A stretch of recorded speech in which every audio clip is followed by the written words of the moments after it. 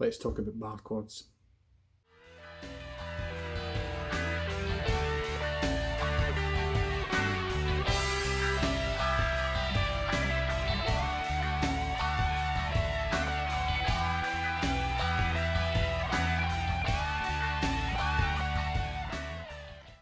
Hi everyone and welcome to another express lesson from Guitar 5.3.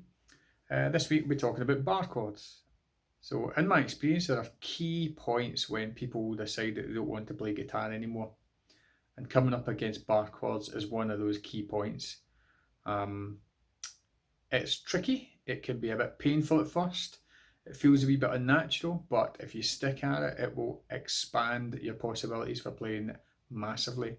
So this week I have an exercise that I think will help people who are tackling bar chords. We're going to a wee bit about what they are and how they can benefit your playing. So first off, we'll need a guitar. Cool. So let's start off with some basics. So what is a bar chord?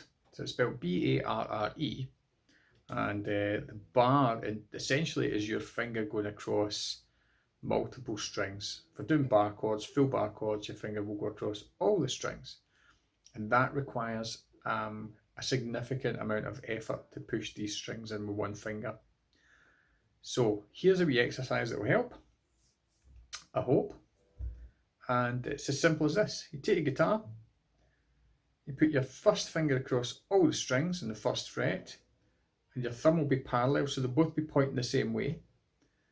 And it's as simple as just lift your guitar an inch off the ground. That's it. Nothing more than that.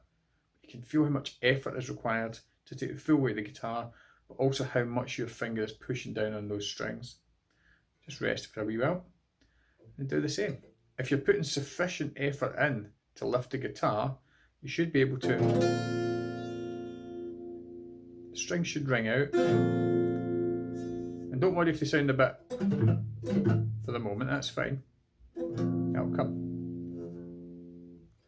But this exercise might be a wee bit easier if you take it maybe further down the neck. So if we take it to maybe the, let's say the 5th fret, it will require slightly less effort. If you lift the guitar up, all the fingers across the 5th fret, it'll probably ring it a wee bit better. Now, keeping that same amount of effort, thumb and first finger, if you can, just bring the guitar up into playing position. Keep that pressure on. That is the amount of pressure that's going to be required to play a bar chord. And it's so, you'll feel it across your arm, you'll feel it certainly in between your finger and thumb, you'll feel it probably across your finger. You have massive lines across the finger. Now another wee trick is, when you are doing that bar chord, try not to, well, don't have your finger flat, don't have the fleshy part of your finger pushing down the strings. There are wee gaps where your joins are, where your bends are on your finger, and if the string ends up there, you'll get that plinky plonky sound because there's nothing really pushing down. There's a gap in your finger. So just try ever so slightly rolling the finger onto the sort of bonier edge, and you'll get that nice ringing tone. Now the principle behind bar chords is it means you can shift a shape around the neck.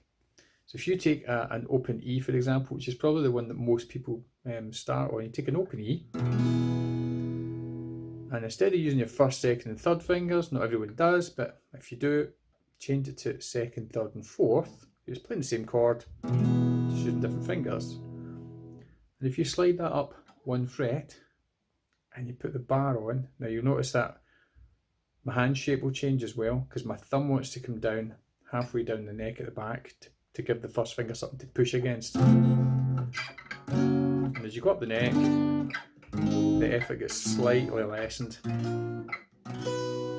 So that E shape that you've learned has now become F, F sharp, G, all the way up the neck.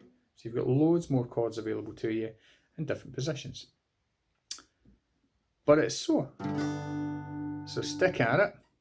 It's a weird shape to initially get your arms around. The mechanics of how you're moving change when you're doing bar chords, but it will open up the possibilities for your playing massively. And that's just on one shape, on that E shape. So change it 1, 2, 3, change it to 2, 3, 4, and just start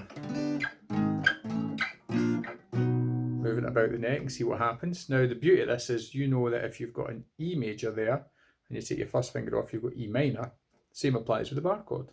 So if you've got second, third and fourth, and you're moving that, you've got all the major shapes, and you do this by the same principle. You take the second finger off, and